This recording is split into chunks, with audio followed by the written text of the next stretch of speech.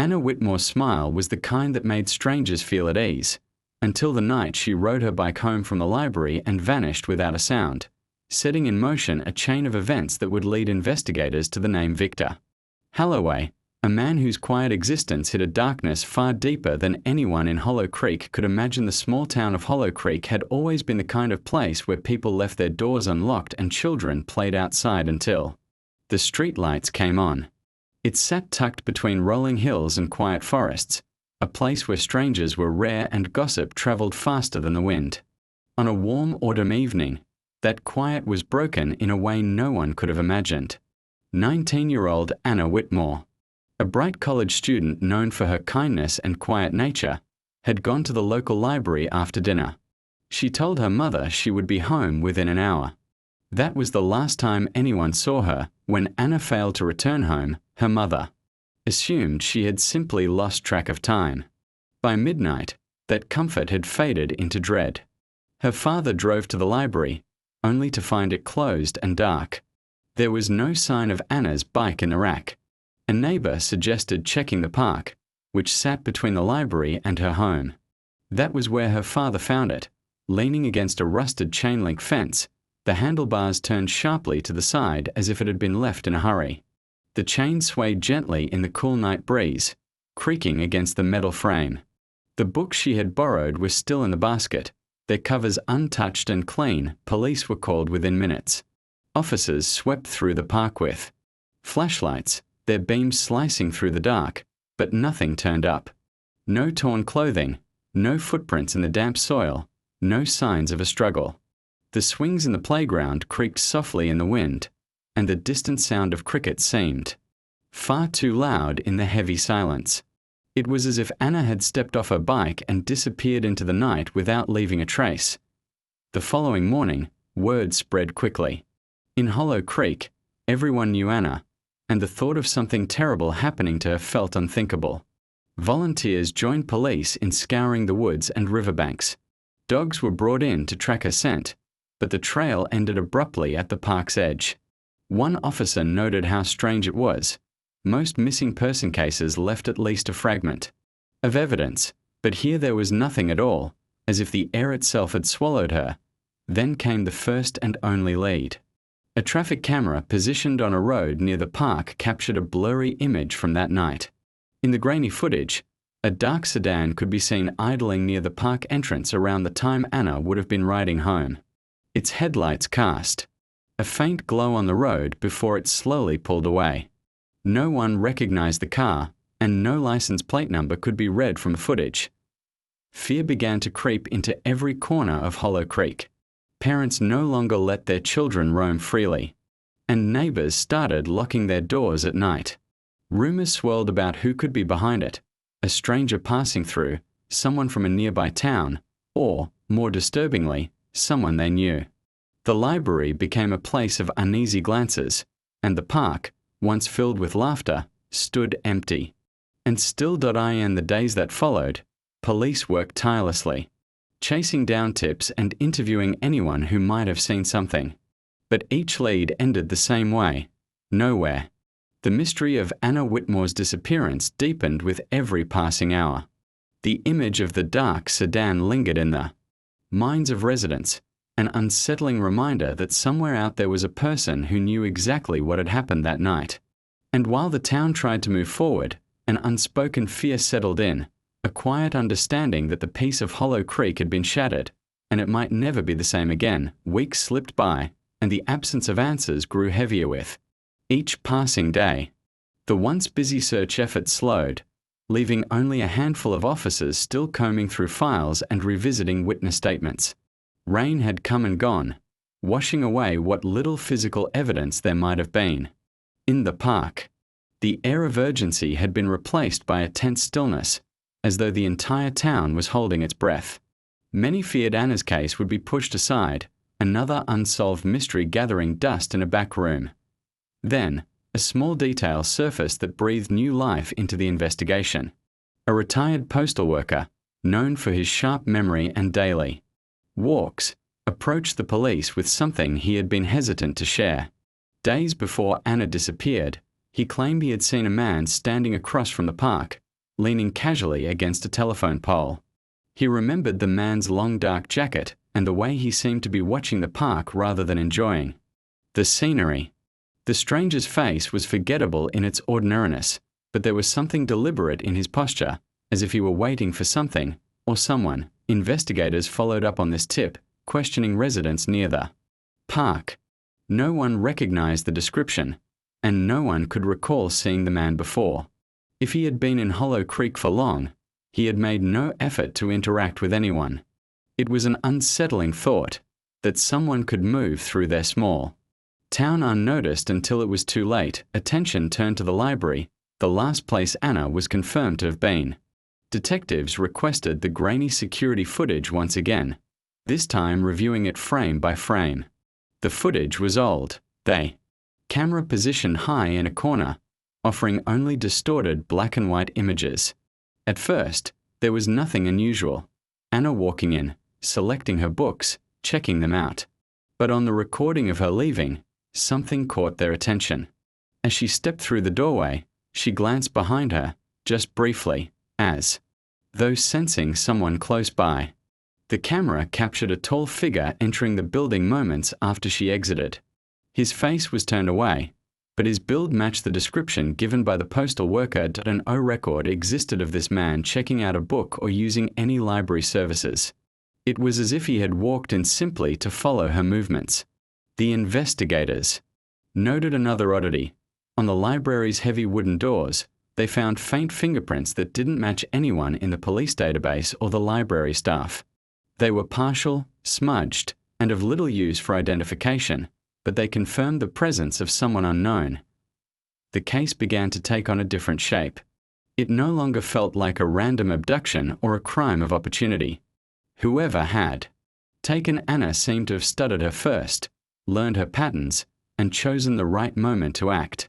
This was the work of someone patient, someone who could blend into the background until the perfect moment presented itself. The more investigators pieced together, the more the town's sense of safety unraveled. Parents began walking their children to school even in broad daylight. Teenagers, once eager to gather at the park or library, avoided both altogether. The whispers about the stranger in the long jacket grew into stories, and those stories became warnings. Hollow Creek was learning an uncomfortable truth.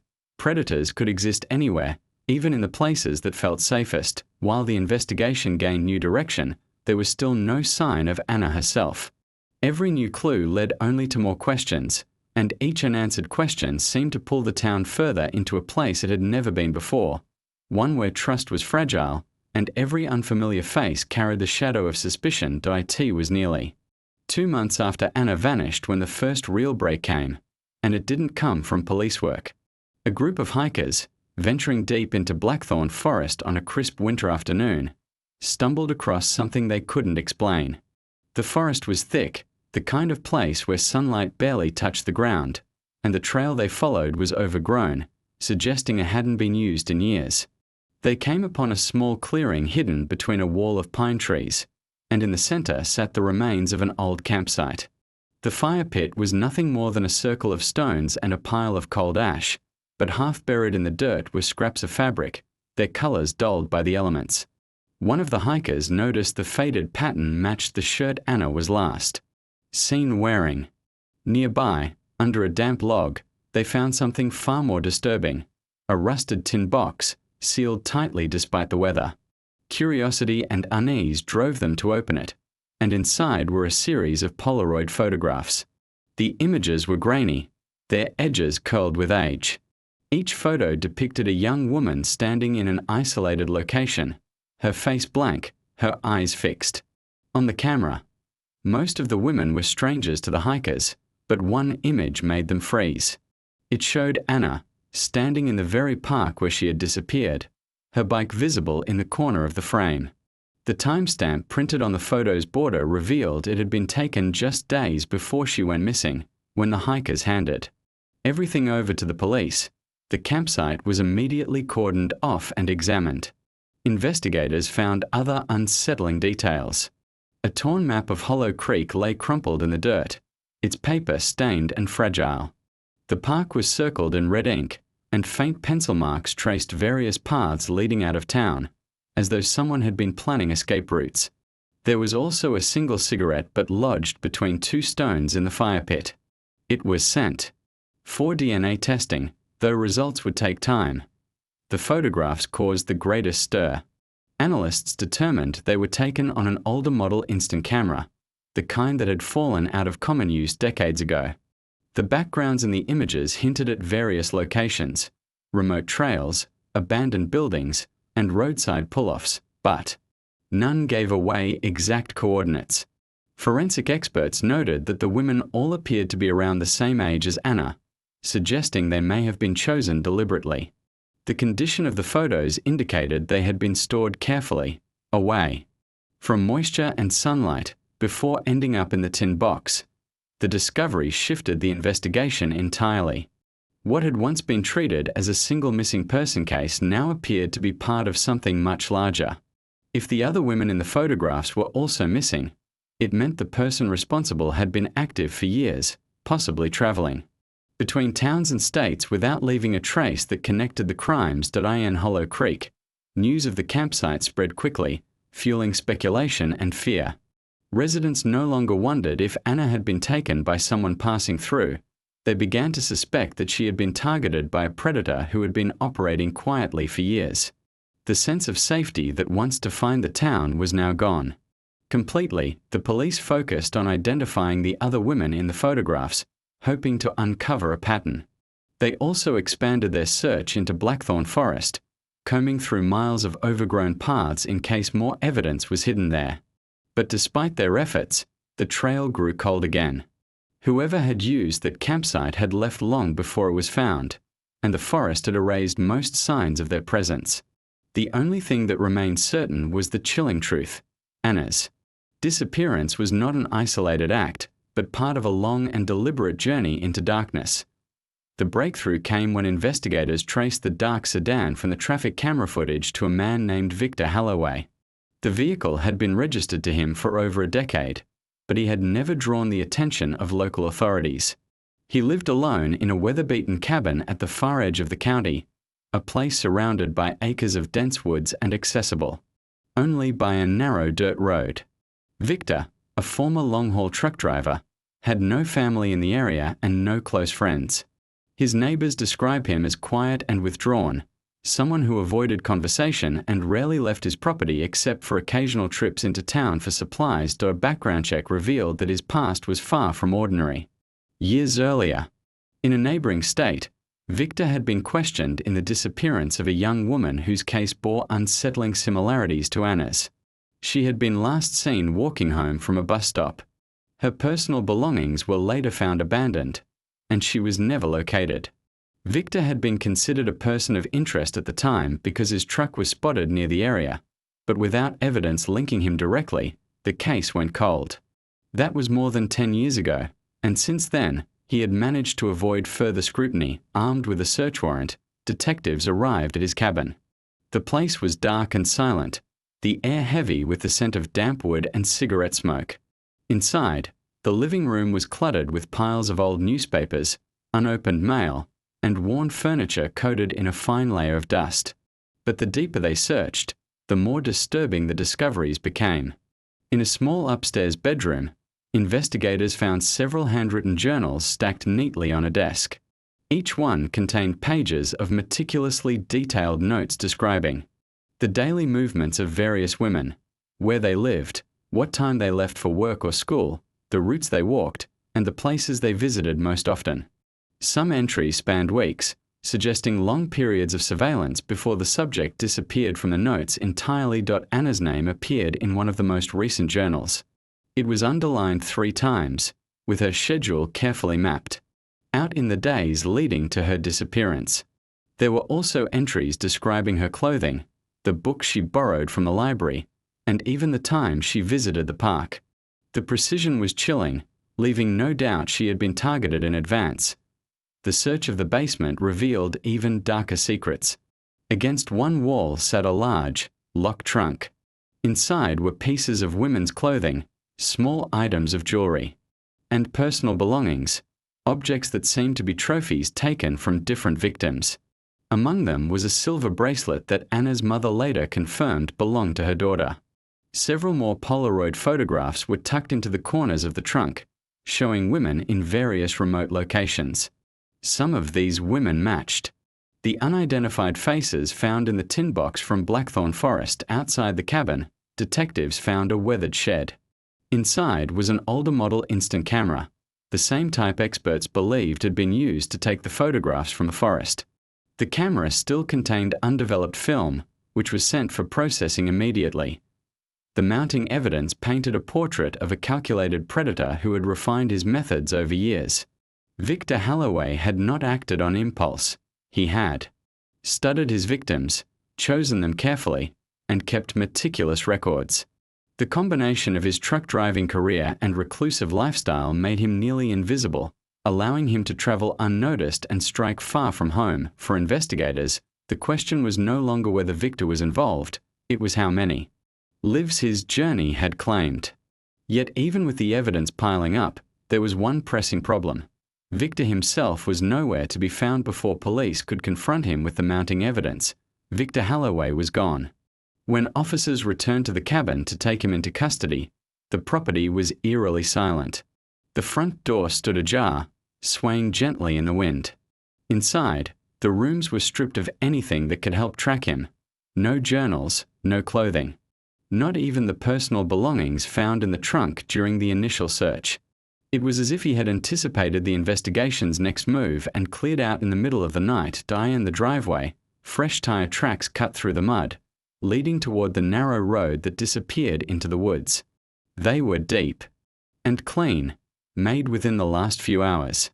A neighbor, the only one living within a mile radius, reported seeing the glow of headlights on the dirt road before dawn but assumed it was nothing unusual. The absence of Victor's sedan confirmed. The worst, he had slipped away before law enforcement could tighten their net. A manhunt was launched immediately. Police in neighboring towns were alerted, and state troopers patrolled highways in every direction. His photograph and vehicle description were broadcast across television stations and social media feeds. For a week, the search dominated the news cycle, but each reported sighting ended the same way: false leads and dead ends. Victor seemed to have vanished as completely as the women he had targeted. Then, weeks later, something unexpected arrived at the Hollow Creek police station. A plain brown package, unmarked and without a return address, was left at the front desk during the early hours of the morning. Inside was a single Polaroid photograph. It depicted a desolate stretch of highway at night, its cracked asphalt illuminated by the headlights of a car heading into the distance. The image was grainy, but faint tire marks could be seen on the shoulder of the road, as if someone had recently pulled over. On the back of the photograph, written in thick red ink, were 5 words: "The journey never ends." The package was immediately sent to the lab for fingerprint and DNA analysis, but no matches were found. The handwriting, while neat, revealed nothing useful. Investigators concluded that Victor himself had sent it, a deliberate taunt meant to let them know he was still out there. The message suggested something even darker, that he had no intention of stopping. For Anna's family, the delivery of the photograph extinguished the last flicker of hope they had been holding onto. If Victor was still free, the likelihood of finding her alive dwindled with each passing day. In the months that followed, more missing person reports surfaced from towns far beyond Hollow Creek. Some of the cases bore uncanny similarities to Anna's: no signs of struggle, possessions left behind, and no witnesses who could recall seeing the moment of disappearance. The FBI eventually took over the case, believing Victor's crimes crossed state lines and stretched back years. Profiles were built, timelines assembled, and every shred of evidence re-examined. Yet the truth remained frustratingly out of reach. Victor had learned how to disappear in plain sight, and without mistakes to exploit, catching him would take either an extraordinary stroke of luck or a slip in his carefully constructed routine. In Hollow Creek, the memory of Anna's disappearance never faded. Parents warned their children about walking alone, even in daylight. The library and park, once community gathering places, remained half empty. The case became part of the town's history, spoken about in lowered voices, a reminder that safety could be shattered without warning. Years later, some still claim to have seen Victor, a man matching his description, standing on the edge of a parking lot, sitting alone in a diner, or driving a dark sedan down a lonely road. None of those sightings were ever confirmed. Whether he is still alive or whether his journey continues, no one can say. What remains certain is that his shadow still lingers, stretching far beyond the place where it began, and the darkness he left behind shows no sign of lifting.